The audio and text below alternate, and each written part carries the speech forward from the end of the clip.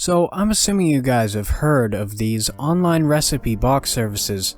Companies like HelloFresh or Blue Apron that deliver high quality ingredients and cooking guides so that customers can create restaurant-style meals in the comfort of their own kitchens.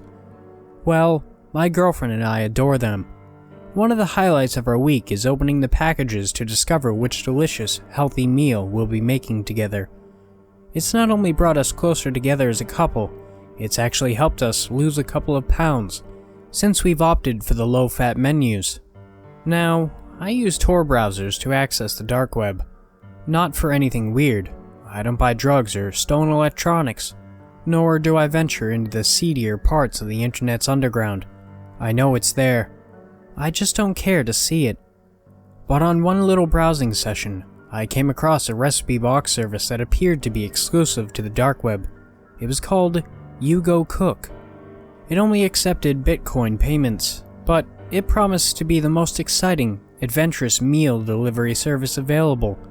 I signed up without a second thought. My girlfriend would be in for a delectable surprise. The first recipe box arrived exactly on schedule. We were already making awkward jokes about the probability of being tricked into consuming human flesh sent by some dark web psychopath. Yet, as we popped open the box and saw that the ingredients were indeed of the highest quality, all our fears dissipated. That doesn't mean it wasn't an unusual meal plan. The fillet of Guy came with a large, bright white slab of meat, along with little baggies of potent-smelling herbs. Galangal from Southeast Asia, Pandanus from the South Pacific, along with all manner of seasoning that neither of us ever heard of. I admit, we were both a little apprehensive to sample such adventurous cuisine, but once the divine smells of the meat and spices in our skillet had begun to waft around the kitchen, we were sold. It was without doubt the most delicious meal either of us ever had tasted in our lives. Rich, exotic flavors that seemed to effortlessly complete each other, along with the most tender, mouth-watering meat I've ever purchased. But something was wrong. The next morning, both of us had to call into work. My girlfriend wouldn't stop puking into the bathroom sink, while I had diarrhea so bad that it left me painfully dehydrated. I emailed the customer complaints department of You Go Cook, pretty angry that their meal had gotten us so goddamn sick. The reply came back almost instantly. Apparently, they were inundated with complaints since one of the ingredients in the last batch had not been sourced properly. I had no idea what that meant, but I found their offer of a full refund and a free meal kit to be very reasonable. There was, however, a caveat. The meat we'd been sourced was from a very rare sea creature, one on the endangered species list, and therefore highly illegal to purchase or consume. We were instructed not to contact any local emergency services, since this could result in our arrest and detainment. We've waited days now, and nothing has arrived. Each of us have been too sick to leave our apartment, but we're not yet desperate enough to call 911. We just don't have the cash to spare for something like that, and I'm terrified we'll be arrested if the authorities discover what we've eaten. My girlfriend has been sleeping for almost 24 hours now, and she's very weak. Her skin has turned from healthy pink to a sickly pale. Last time I checked on her, she actually looked kind of gray. She was wheezing too, her mouth gaping as she gasps for fresh air, almost like a fish when it's trapped out of water. I'm really worried about her, and I'm scared she's dying. I really feel woozy, but I think the meal delivery guy has arrived. He's been wandering around the hallway outside for a while now. I'm not sure how long. I'm losing track of time, but it must be them. I hope it is, anyway. I checked the peephole on our front door. The guy wears a weird-looking rubber uniform and a small face mask with ventilators on it. I call out to him, but he won't reply. He just stares back at the peephole with that dark visor covering his eyes. He's been watching, waiting, taking notes while the other men in rubber uniforms and face masks arrive. I don't recognize the symbols on their clothing or equipment. They carry a lot of equipment, medical-looking stuff, but something tells me they're not here to help.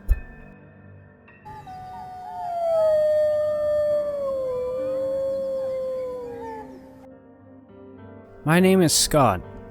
I was recently diagnosed with depression, so my life has really been bad recently. I still can't explain what happened to me yesterday.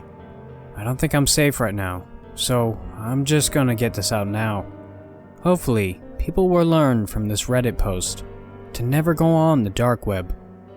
So it was Sunday, May 12th, 2019, Mother's Day. Sadly, my mother passed away 7 years ago.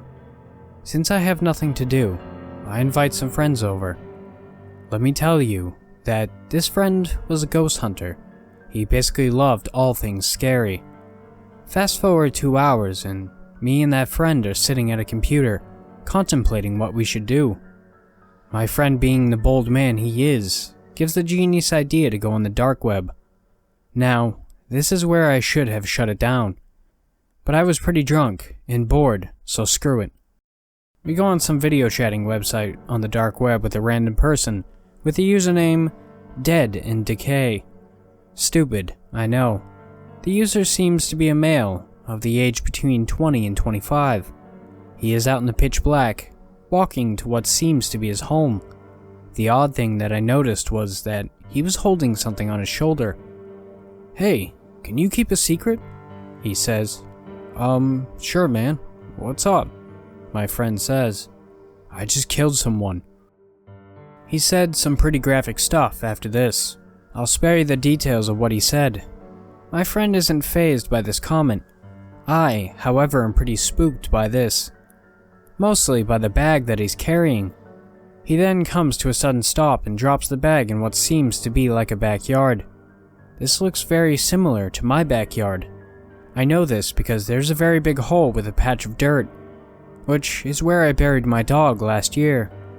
Out of curiosity, I got up out of my chair and went downstairs out the back door. Me, being the drunken idiot that I was, didn't bring a knife or my friend, just a dusty flashlight. What I saw when I walked outside still haunts me. I was hit with a rotten smell. I saw a skinny man digging out a hole where my dog was and taking his decaying body out of his resting place and putting another body in there. I tried to chase after him, but it was no use. I called the police, but nobody believed me.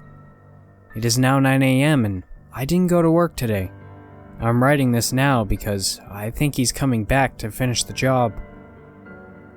It's now 3:30 and I've seen the same white van pass my house around 5 times. It seems as if the driver is scoping out my house. These may be my last minutes. If I don't make it, spread the word. The van is parked outside my door, and a man is walking out of it, coming up to my door. I have my .44 caliber gun at my hip while typing this. The man is fiddling with my front doorknob. I feel as if they are my final breaths. I feel like ending it now and jumping out the window.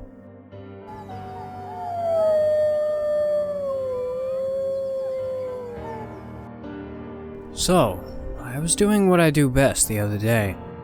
By that, I mean sifting through the depraved cesspool of the internet known as the dark web, and just generally being a lazy person. I spend a lot of time doing that, just randomly clicking links to things I probably shouldn't, and then being horrified by what lies on the other side. I've seen a lot of stuff on there. Gore boards, dock spins, torture sites, animal cruelty. You get the picture. You've all heard the stories. Everything wrong with the human species can be found somewhere in the dark web, or so they say. I find it all fascinating to glimpse people when anonymity takes a hold and see what monstrous things people are capable of behind closed doors. It's like peeling back the curtain on a Sesame Street play and finding the showrunners having a satanic orgy backstage. You see people for what they really are, monsters. So I began my voyage, monster in hand and freshly stoned mind, ready to be mortified. From my closet, the inflatable erotic doll I had been given as a gag Christmas present looked on in a disapproving manner with a lifeless, open-mouthed stare. Don't judge me, Miley. I performed the usual diagnostics and booted up Tor. I found myself on the hidden wiki soon after, staring at dozens of links available for the taking. I saw little of interest there, so quickly I switched over to DuckDuckGo. I pondered upon what to type in the search for a little bit. You have to be careful how you go about browsing Tor, and randomly entering murder or torture into a search bar could get you into a world of trouble. You never know who's lurking.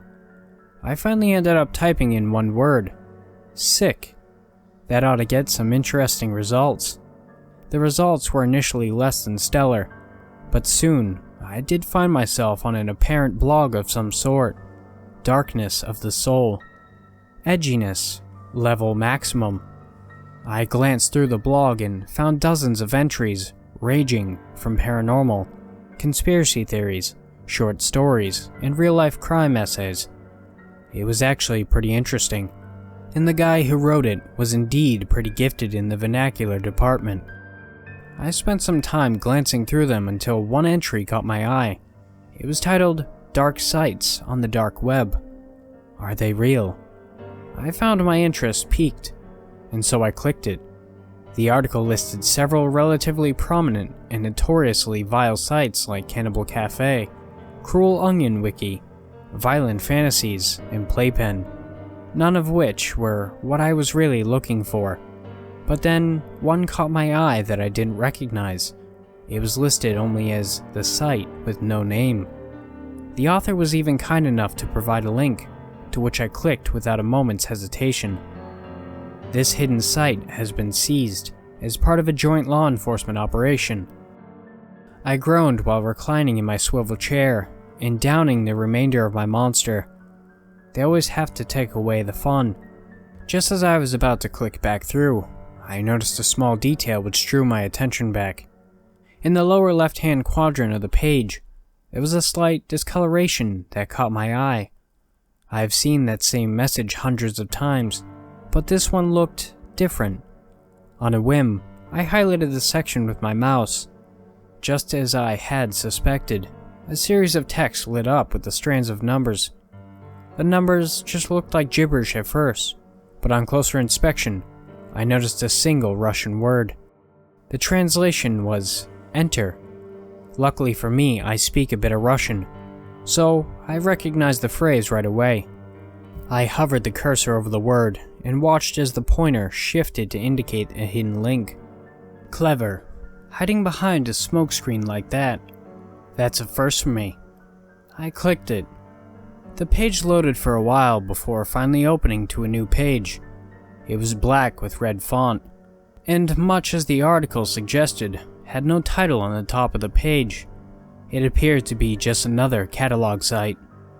There was actually very little of substance anywhere on the page, just random links with no indication as to where they may lead. I clicked several of the links, but all of them turned out to be dead.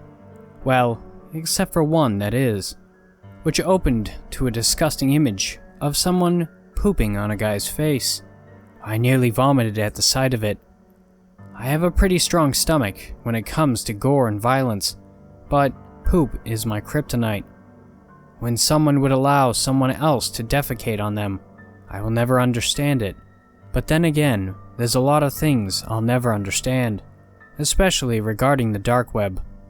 I knew it was a troll on their end, and I'll admit, they got me pretty good. I knew they were hiding something though. I mean, why go the trouble of constructing an elaborate decoy if there wasn't anything illegal going on? Sure, creating the backdrop of the infamous government agency message wouldn't be too difficult. But if nothing illegal was going on then, why bother doing it all? Mimicking my efforts from earlier, I highlighted the page once again. Sure enough, there was something at the bottom of the page which had been all but invisible beforehand. It was a series of numbers, spaced out horizontally. I thought at first it was another address, but there was no .onion at the end. The numbers were organized as followed: 4, 9, 11, 6, 2, 7, 12, 1, 3, 8, 10, 5. I thought maybe it was some sort of password at first glance, but to what? All of the links were dead, except for the one with that nasty image, and I was not about to click on that again. I pondered over the image for a moment, before noticing another detail. I counted the links, and noticed that there were 12 in total that had to be related to the numbers. I thought maybe clicking each link in that order, correlating to the strand of numbers, would unlock something, so I tried that. After clicking the last one, nothing had changed. I sat back and again studied the chain of numbers. There had to be a pattern or method to how they were organized. I pulled my phone out and punched the numbers into Google, but found nothing but tips for calculating fractions. In no mood for math, I put my phone away and again stared at my screen. What if the numbers weren't related to the links? What if this was simply a clue to another site of some kind? I scoured all over the page, clicking every square inch to try and find something. I don't know why, I had become so infatuated with discovering the answer, but boredom can be a deadly motivator. Suddenly, I was struck with an epiphany while staring at the top link. It had 12 digits in it. In fact, most, if not all, .onion addresses had 12 digits in them. What if the numbers were clues to an entirely new address? I counted the links and, lo and behold, there was a grand total of 12. Each with 12 digits. Maybe each number was in relation to the link in the sequence. Maybe they were dead links, because they were never designed to lead anywhere. They were only designed to be clues. On a new hunch, I wrote down the 4th digit on the top link, the 9th on the 2nd, the 11th on the 3rd, so on and so forth, until I had an entirely new web address. I typed what I had written into the search bar and hit enter. My eyes widened as another web page began to load. I gave myself a metaphoric pat on the back for unraveling the mystery, but I had no idea what I was about to stumble into. The page finally loaded, and I was given a new name at the top of the page, Happy Fun Time. There were dozens of pictures and videos organized all over the page, none of which I would ever describe in the words of happy or fun. It was a gore forum. My heart pulsated in my chest as I looked upon the first image. It was a picture of a guy who had his skull crushed beneath a tire of a truck. Blood and gray matter had been scattered everywhere as several onlookers stood about gawking at the scene. The second was an image of another man who had been decapitated and has had his genitals placed in his mouth, probably a victim of the cartels if I had to guess. The third was a video, a very depraved video. It was grainy quality and terribly shaky, but after a few seconds, it showed what appeared to be a lone woman walking down the street at night. The person filming was obscured a couple dozen yards away in some alley. Suddenly, 2 other men emerged further down the street and bum-rushed the woman. They were on her in an instant, before she even had the time to scream. They grabbed her, and the cameraman sprung up to join the action. All the while, he chuckled quietly in the most unsettling tone I have ever heard anyone utter. It was giddy and a juvenile giggle, the likes of which could only be produced by a severely deranged individual. The woman attempted to scream, but the 2 men held her mouth firmly, preventing her from doing so. They dragged her back into the alley, as the giggling cameraman followed. I turned it off then, knowing exactly where it was headed. A reasonable person would have just exited the site by that point, but morbid curiosity is a powerful narcotic. The next entry on the list, though, ensured that any doubts I had of authenticity of the site would no longer stand. It was a series of pictures, this time involving a little girl who couldn't have been more than 5 years old. She had sandy blonde hair and royal blue eyes. The pictures were innocuous at first, or at least they would have been if not for the site which they were posted on. It started as just pictures that looked to be taken straight from someone's Facebook profile. A deep pit formed in my stomach as I sifted through them. the pictures began to grow ever more disturbing as they went on. At first, it was the little girl with her family and dogs, but soon, the pictures began to look as though someone was taking them without her knowledge. There was one where she was swinging at the park with several other children, another where she was playing with toys in the backyard, and the picture looking like it was taken from over the fence. I felt a cold chill creep down my spine as I anticipated where these pictures were headed. One picture stood out immediately. It was of a house at night, illuminated only by the flash of the camera. The next picture showed two people, a man and a woman lying in a bed. Their throats were both open, and their bed was soiled with the dark crimson. The next picture showed the little girl, clearly distressed with a black swollen eye. The remainder of the pictures went on to show the unknown cameraman taking her and doing terrible things to her. I won't even dignify his actions by putting them to paper. Some things are just better off forgotten entirely. Needless to say, it was the most disgusting thing I had ever seen. As horrible as the images were, the comments may have been almost on par. They were a mix of English and Russian. There were dozens of them, with almost all lobbing heaps of praise under the vile cameraman and expressing their own sexual gratification with his actions. God is dead, and the dark web is proof of that. How in the world did we get to the point in which human beings like this can exist?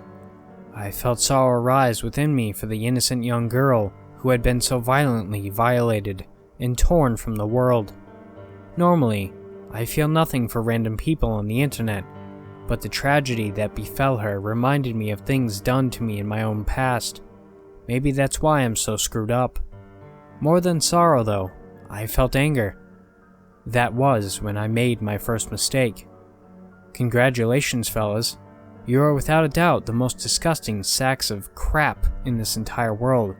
Cops have been notified, so have fun jerking each other off in the time you have left. Might as well do the world a favor and just leave it. I couldn't stop my hands from typing out the message, and before I knew it, my comment was inscribed just below all the others. I sat upon the screen for a moment, before others began to appear, all of them insulting me and making fun of my empathy for the girl. Me and the other users fired back and forth for a while, before a familiar user posted. It was the same profile which had first posted the images to begin with.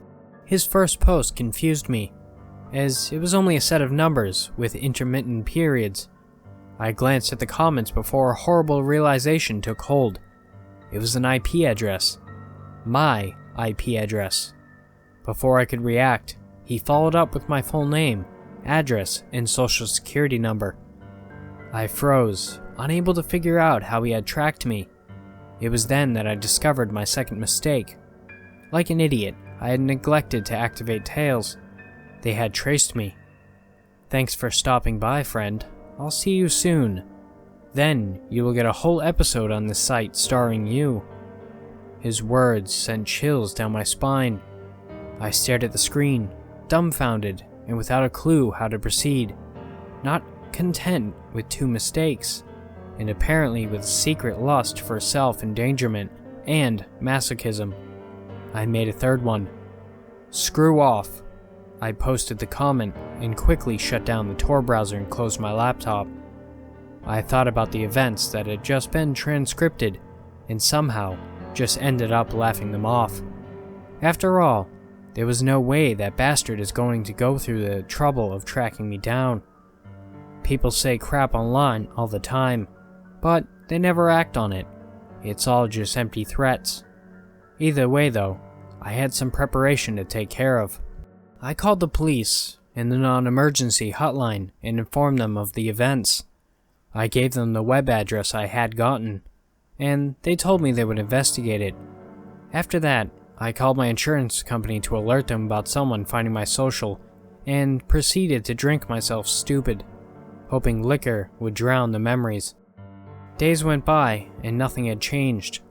That is, until the end of the week. I had just returned from work when I saw an unfamiliar black Astro van sitting down the block from my house. I paid it little mind at the time, and to be honest, only realized the implications after the event. I had since forgotten my careless spree into the deep web from days earlier and thought nothing of the van. I got inside and again booted up my computer for some mindless browsing. As I did, I heard a noise outside. It sounded like someone climbing the fence outside. I live alone and have no pets, so I knew whatever it wasn't from my house. I thought about investigating it, but quickly the shattering of glass made it clear that it wasn't a good idea. I heard footsteps emanate from down below, giving the distinct sound of boots on hardwood floor. They grew nearer and nearer, and I found myself frozen with terror. It was like my body just refused to accept the situation and would not respond no matter what I did. That would have been a most astute time for me to have gotten my gun. Problem was, I didn't have one. The footsteps got louder and louder, all the way up the stairs with booming stomps of feet. I heard them trudge towards my bedroom door and linger just outside. My heart was in my throat, and sweat had begun to drip from every square inch of my body. The door slowly creaked open, and in stepped a man with dark clothing and a simplistic porcelain mask. He walked inside, brandishing a suppressed pistol in his right hand. He grew closer and closer, and then he walked right past me. I didn't know why they never bothered to check the closet. It's always the first place I look. I guess maybe he was too distracted by the doll that sat on my desk. Hood up with headphones on to complete the decoy, and a lull in the approaching predator. I guess the inflatable sex doll came in handy after all. He stepped towards the dummy, and I emerged from behind like a tiger from the jungle, silent and with ravenous hunger. I could feel the saliva begin to pool within my mouth as he reached the prop. He put a hand on the dummy, and I put my hand on his throat. He struggled, like they all do, but I quickly had stripped the firearm from his grip. A simple incision underneath the arm with the blade does wonders in demanding obedience. All it takes is a slit underneath the ulnar nerve, and the arm becomes essentially useless. The unbearable pain it causes is also a bonus. He dropped the gun, and I slammed him to the ground face first. With one motion, I put my foot on his left eyebrow and grabbed his wrist with my hand while the other held the blade to his throat. I then leered close behind him and whispered to him, "What time does my episode air? I don't want to miss it." Before he could respond, I yanked his arm backwards while pushing my boot firmly on his elbow. His bone cracked and then popped from his hinge as his arm went backwards into the opposite direction it was meant to. The man cried out in agonizing screams, but I quickly silenced him. He writhed upon the ground and moaned pitifully as the blood began to drip from his mangled arm. His eyes looked back at me, and I could see that oh-so-sweet luster of panic-stricken prey glisten in his dark, bruising eyes. The hunter had become the hunted, and I could not stop the diabolic grin from slithering its way into my face. It's time to feed. It's a weird feeling when you first kill someone. Most start as a crime of passion, anger, which boils over and leads to an act of violence. You learn a lot about people in their last seconds of life, their secrets, their faiths, their fear. You learn a lot about yourself too, like how you, a normal dude, could so easily swipe the life of another. There is a raw primal satisfaction in that feeling, knowing that you yourself hold dominion over death. The feeling is addictive.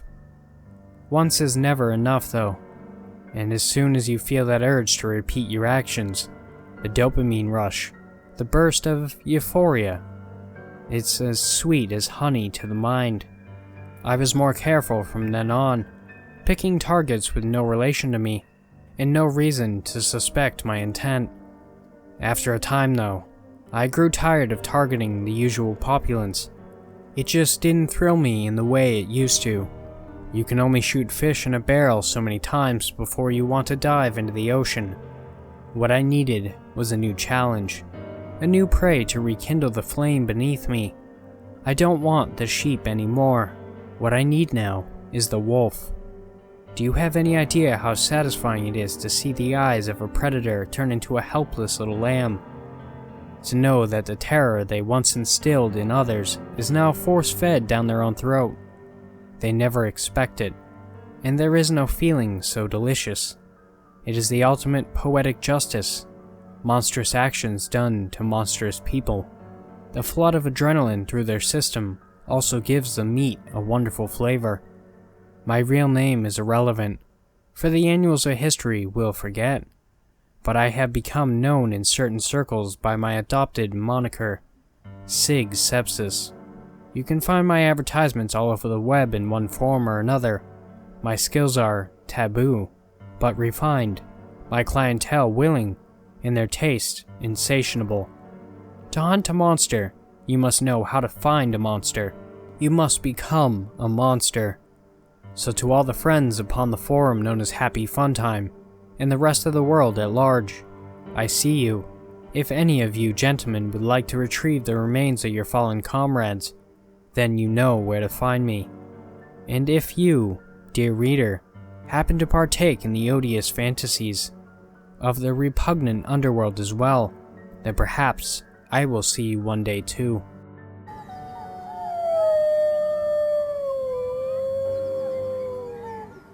In order to give context to this post, let me explain who I am and why I'm bothering to share this information. I'm 22 years old, just finished my master's at university. I was about 12 when I was given permission to start using my dad's spare laptop, since his work gave him a new one every couple of years and he thought I could use the experience of getting used to tech early on. When I got into high school, I got word from a group of stoners that people were accessing restricted parts of the internet which held everyone's information. I went ahead and did some more digging online and found out about the dark web, finding proxy sites as well as hacks that you could use via command prompts to mask your IP address and basically walk through a lot of locked doors. I spent the better part of my late teens doing this kind of stuff online, using a few online forums like Raddot, most of the time, to talk with people who were basically doing the same stuff as me. I didn't have many friends offline, so yeah, online was the place for me and I got pretty good at blending in. I had 3 aliases which I used, but only a close online friend of mine knew that they were all me. Nathan was my main link to the dark web, since he somehow spent more time on it than I did. Even when the only thing I did other than ghosting with him was playing Halo with him on my friends list. What I liked about him is that neither of us mentioned our last names or any real information, even though we both could have looked it up at any time and found pretty much whatever we wanted about the other person. That being said, I trusted Nathan more than almost anyone, and he knows more about this story than I'll be willing to admit on here. During uni, I roomed with a local dealer who, unknown to the education board that expelled him, worked for me. It was easy to order narcotics online like MDMA and X if you knew where to look. I even had them shipped to my dorm room's local P.O. box at one time without anyone being none the wiser. I'd get the drugs online. My former friend would then use his real-life connections to sell them since I didn't really have any of my own. This was around the time I felt like I held all the cards and no one could touch me if they couldn't track my IP. I was in the second year of my biomed course when I got into that stupid stuff. Scumbags would share snuff videos online that were absolutely horrible. This was why I only used links that I either found myself or more often the ones that Nathan gave me.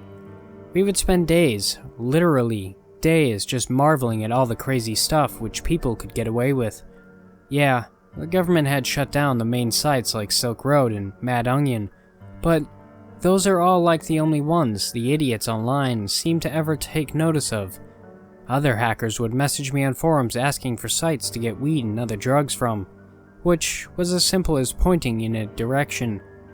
The university claimed to monitor the internet traffic to stop people from doing freaky stuff online after they heard that people were hacking student accounts and ruining online schedules. But I guarantee you that they absolutely did nothing to people who were actually doing it. Note, I'm not confessing to have done these acts. I just know exactly which individuals did.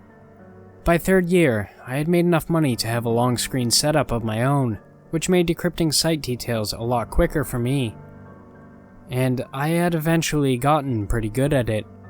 I'd been delving around some messed up sites, and to be honest, I'd even talk in chat rooms to some of the admins in charge of them. You'd be surprised how normal a CP site owner would seem if you didn't know that he also had a day job. I got more curious though, and it was pretty stupid of me.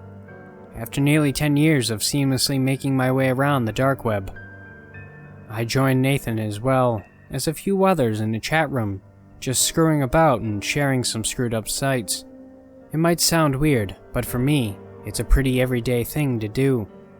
Nathan and another friend were talking about some site that no one had managed to get past the encryption to apart from one another person, who's even more of a no-life than me.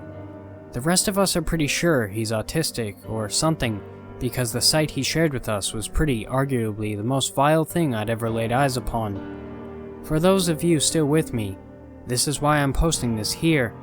This site is the most cancerous and revolting sector from the darkest part of the dark web.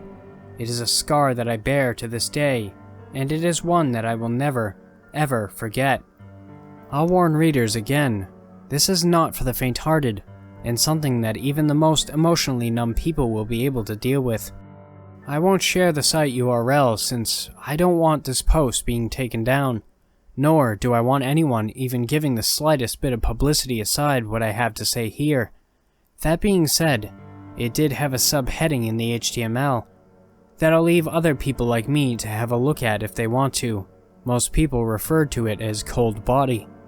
The autistic dude who was in the chat room earlier gave Nathan and I an encrypted URL for us, but he was too giddy about getting through the site himself and sent us the encryption, so Nathan and I manually had to go through the whole process ourselves. We tried for hours. Nathan and I had been doing this for an entirety of our adult lives, yet we'd never seen code like this before. Come to think of it, I doubt that the other guy in that chat cracked this by himself.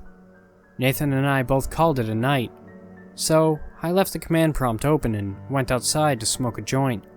Nathan remained in the chat so we could play Anvil, a Russian crack version of Halo for PC. But when I got back, his microphone was muted for some reason. For people like us who had nothing to hide from each other, we almost never muted our mics. I waited a few minutes, thinking maybe he's jacking off and maybe gone to get something. Nothing.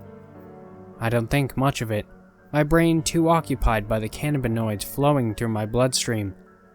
I sat down and took another look through the code, thinking there was something I missed. I did. The code was completely different, completely unencrypted. I simply launched the URL in my PC Word for a while, until finally, it opened up about 20 windows across my two monitors, all of them scrambling code through a debugger that I had installed. Even with 32 gigabytes of RAM, my computer was making more noise than it ever did with this kind of stuff. I thought to myself, crap, I'm gonna have to OC my stuff in the BIOS if I was going to get a shot of getting through this. And I wasn't feeling up for it after smoking too much. I get ready to hard restart before my monitors turn off and back on one at a time. This is when I started getting a bit paranoid and was thinking of just letting it go. I wish that was what I did. The windows were almost gone. Only 4 were still there, and 2 of them were normal deep websites that the admin probably used to relay IP addresses through. First site that I'd seen do that. All of the text was a dark red, and extremely primitive for a site that I thought would be at least a little bit more impressive considering its security. The main center window had only a small amount of text on the screen. If you had made it this far, you know what you are in for. If you still don't, you don't belong here. Even though I was feeling mellow, the text in sheer awe of what I was getting myself into pierced me with fear. A simple yes, no prompt popped up in the window. I accepted, ready for whatever awaited me on the other side. A chat room window came to life in the second remaining window. I was wondering what it was for. Perhaps another IP relay, or a shadow app that hid the true nature of the site behind it. It simply stated, "Insert name," as well as an optional password that I'm still not sure what was for. The fact that people might have accounts to this kind of site, looking back on it, is screwed up. I used my most recent alias, Diablo _hashtag hashtag hashtag hashtag hashtag. The hashtags are censored for obvious reasons. A couple more scrolls of a red text flew up in the window, and then it opened up into an actual sort of chat room like you'd see on Omegle or something else, except with no ads or color or anything besides the dark red text. The chat was a bit more advanced than the first window, which was now frozen and wasn't responding to any console commands I was using on it. I have to say, the feeling of finding the site in the first place felt pretty awesome. I couldn't wait to tell Nathan. That was until the chat window popped up with the names. One that I recognized was his, using one of his aliases as well. I'd say about 36 people were in the chat room. No names that I can remember, and even if I did, I wouldn't dare reveal them, not after this. I tried calling Nathan on my phone, but he obviously wasn't picking up. We were so screwed. It was stupid of us to delve this deep without even knowing what we were getting ourselves into. Users definitely had met before, as they immediately started posting messages to the window as me and Nathan remained silent. As they were casually talking about stuff, I was starting to calm down a bit. Maybe this was just a stupid exclusive cult website that talked about organizing deals or other dumb stuff that I've found in the past. It all seemed so normal. So why all the obscurity? The first window, still blank and unresponsive, suddenly began loading up a video file of some sort. A snuff video, perhaps. It would make sense to hide one, but not this extensively, and the room didn't make much sense. I wish this stuff had been going through my head at the time, if I wasn't stupid enough to get stoned before going through with this stuff. I felt tempted to ask the other users what the video was about, but I was too afraid that might give me away as someone who's not supposed to be there. Nathan hadn't said anything either, so I wasn't gonna risk doing something suspicious like that. I got the guts to ask, what are we all here for? Trying to sound as eccentric and dim-witted as I could. I didn't get a response from them. As a matter of fact, no one said another word. Nathan stayed quiet, but I assumed that he had noticed me in the chat as well, now that I had posted. The video had stopped loading and had begun playing. Some more messages from the other users sharing their anticipation, as footage of a dark gray basement somewhere took shape on the screen. The resolution for the video was pretty awful at first, but rendered pretty well after about 30 seconds. I was scared. No one else was in the house that I share with my roommates. Most had left for summer vacation, and I didn't head home for another 2 weeks. I was alone in the dark with little else but the ambient sound of whatever was happening behind the camera in the video. It stays like this for about 4 to 5 minutes. I spent every second of it staring at the screen, waiting for something to happen. Finally, a dude steps onto the screen holding up a whiteboard with foreign letters on it, as well as words, "cold body" underneath. The guy was ominous to look at, pretty overweight, and what only could be described as motorbiker's beard. The man spoke. I had no idea what he was saying at first. He was speaking in Chinese, I think, but I don't really know. Luckily for Nathan and I, the man had another person beside him who spoke some broken English. "Hello, users. Welcome to the Cold Body Show," I think he said. I was honestly more interested than scared at this point. This video looked like it could be something worth showing to the others. That thought never crossed my mind again. The man with the broken English burst into tears and sobs out of nowhere. He sobs in front of the camera and jerks around in what I can only guess was desperation. The man holding the sign yells at the guy in Chinese before another man enters the frame and puts a gun to his head. Before I could even realize it was a gun, the man fired. He didn't stop there. Pressing the barrel of the gun against the dead man's temple, he fired, again and again, each shot spraying blood and what I guess were pieces of the man's skull all over the place. Okay, so a shock video. Not much out of the ordinary here. That was when I stared at the chat window again. The users were talking about what they should do next. Users were typing in all different languages, but almost all the English ones that I read said shoot him again. I realized then that I wasn't watching some shock video or stupid snuff film that the admins had hid behind a wall of proxies. This was a live stream. I was watching a live stream of people being murdered in front of me. We all were. I typed into the chat, "You sick people," and "What the hell are you doing?" But the texts weren't responded to because so many people were spamming the chat with foreign text I couldn't read. Another person is brought out in front of the camera, this time already sobbing and trying to break free of the ropes that had been bound around her ankles and wrists. She was bare naked and covered in bruises and cuts. I didn't do anything but wait for the inevitable. The man shot her in the head and watched her body fall limp to the floor. People in chat cheered and asked for more. Someone picks up the camera and positions it in a different direction towards the metal table, covered with some sort of bin liner. The woman's body was dragged by her hair into the frame and placed onto the table. What happened next? I don't think the world should know. I'm not kidding. This is your final warning. The body was slumped on the table like a surgeon would do before operating on a person. Some more people, wearing red and black ski masks, went up to the body holding items varying from kitchen knives to cordless drills. I couldn't watch without feeling physically sick to my stomach. The men tore her apart, limb from limb, stabbing at her torso and cutting her open. I took another glance to see one of the men having sex with mutilated corpses. I almost immediately retched and almost vomit over my keyboard, but I gained control of myself before that happens. My heart was beating like crazy. The whole situation was screwed up, and I was in way over my head. By the time the men were finished, there was a literal stump of a human being left. Not that you could call that human anymore. Her head was literally torn off her neck and stuffed into her body cavity along with one of her arms. If it weren't for the other weird sights that I had been seeing before this, I might have not stayed as long as I did. 3 more people were brought into the screen, all of them screaming for their lives and trying to escape. One of them is shot in the leg, and others stand there shaking in place, trying not to scream again.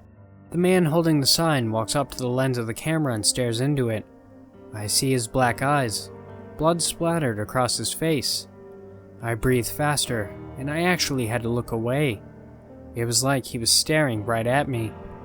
He says something else in a foreign language, probably the same one as before. When he stops speaking, the chat window does the same. Hardly a single other post, just a chat window awaiting some response. About 20 seconds pass of him just staring into the camera after speaking. Nothing happens at first. The chat then mentioned me and Nathan by our usernames. More of them spam our names into posts that take over the scrolling message board. As soon as they mentioned our aliases, I started freaking out. I try to close the black windows, but every time that I try, the window says that the application isn't responding. The live stream continues. The man staring at me, and the messages prompting me to say something. One of the few comments in proper English pops up. He asks us to choose which one to kill first. I freeze for about 5 seconds before unplugging my computer from the wall. I didn't care about anything anymore. I just wanted to leave the site and never come back. I sat there with the blank screen in front of me for a bit before pacing around the kitchen. I was done with it. I didn't sleep at all. I was too traumatized to even think about resting after what I had seen. At the time of this happening, I was thinking about reporting the site to the police, but I, of all people, know that they can't do anything to stop this. To think that more of these sites could exist, the more people are getting gunned down and mutilated for entertainment, it's still something that I can't think about. I spent 2 days talking to some close friends about this stuff. Though, I left out all the details and just said I'd seen something disturbing online. They all know what I do in my free time, so they didn't think much of it, since I mentioned snuff films and messed up sites before. They didn't know what Nathan and I had seen. I mustered up the courage to turn on my PC again, and I was relieved to see no sign of any viruses, and most of all, no black windows scattered on my desktop.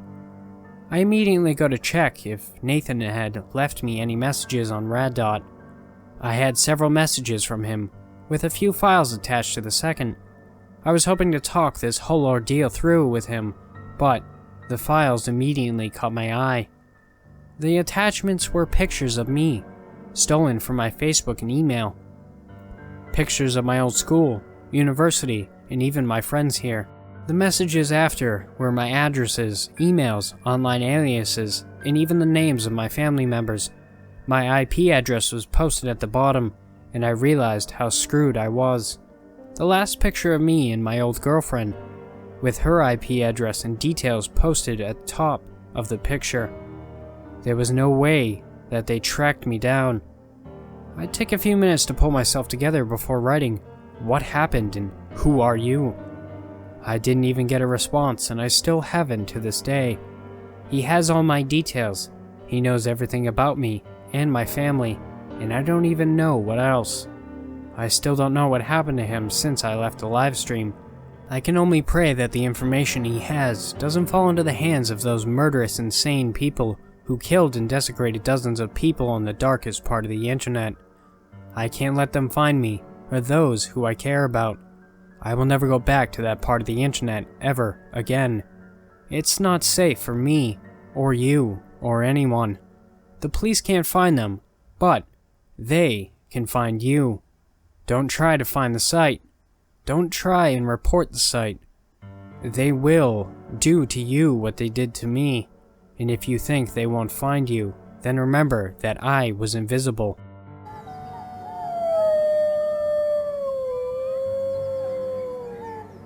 The dark web ruined my life. I only went on because I knew my uncle used to. He's really good with computers, so I guess I got my skill with technology from him. I'm not gonna say how I got on there because I don't want to make it easier for others to make the same mistake I did. Anyways, after a little while of looking around, I found a link titled Hypnotizing Scenery.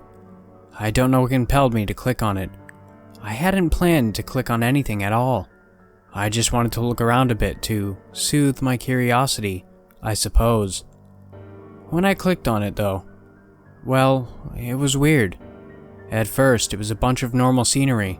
Pictures of mountains, old castles, oceans, normal stuff.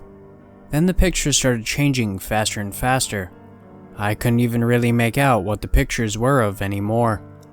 I saw a lot of red, like maybe blood, on clothes, maybe a mattress. I'm not sure, but it also looked like there were words over the pictures. I couldn't read what they said in time before it switched pictures again. Suddenly, it ended with a blank screen, with white text that read, "Good luck." I feel like I should mention that this was all about 30 seconds. After it ended, I shut down everything and got into bed. The next morning when I woke up, I had this horrible migraine. It just wouldn't go away. When I went to school, everyone seemed so loud and annoying. This one kid, Anthony in particular, was driving me insane. He kept poking me with his pencil, as he did every day. I'd tell him to stop, but he would just laugh. As he did this, I kept thinking how great it would be to rip his arm out of its socket. Maybe poke him with the pencil in the throat, see how he likes it. I had decided, the next time he poked me, I would kill him. 1, 2, 3, 4, poke. I snapped my head around, got up, and ripped the pencil from his hand so hard he fell out of his chair. I got on top of him and held the pencil to his throat, pressing harder and harder. He was grasping at my arms trying to get me off of him, but I felt stronger than ever. He couldn't manage to push me off as a trickle of blood began to run down the side of his neck. That's when the principal, vice principal, and 3 janitors managed to pull me off. Suddenly, I heard all the screaming and commotion. All 35 students crowded against the wall in the corner, with the teacher gasping for air, crying and backing up against her desk. My parents came and got me about 20 minutes later. The cops were never called, and I guess the kids' parents decided not to call them and press charges. I'm not sure why. I would've. I was expelled from school, however, and my parents were pretty angry. I don't know what came over me, but as I had the pencil against his throat, all I could think about was how great I felt. Invincible, free, powerful. Now, I just felt like the same 16-year-old, 5 foot 3 inch, 120 pound small girl I was the day before, and my migraine was back. I remembered that it had started to fade away as I tackled Anthony. I tried to get to sleep, but all I could think about was how he got away. I wanted him dead, bloody on the ground and gasping for breath. I wanted to kill him. I wanted to be the last thing he saw before he died. I couldn't believe I was thinking this way. I've never been a violent person, but now that I was thinking about it, I didn't care who it was. I just wanted to kill someone. Not just kill them, but torture them. I decided to go back to that page to see if I could find some answers. It was that link that did this to me. Turned me into some kind of monster.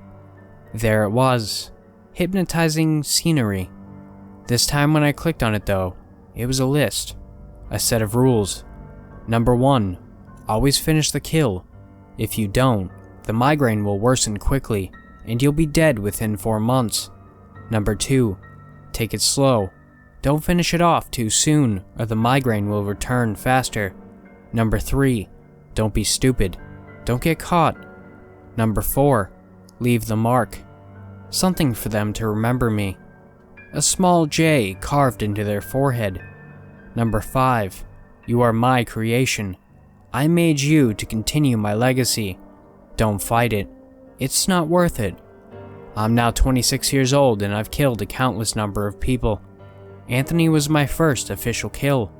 Only 3 months after the incident, when I couldn't handle the migraine anymore. I don't think that I'm me anymore.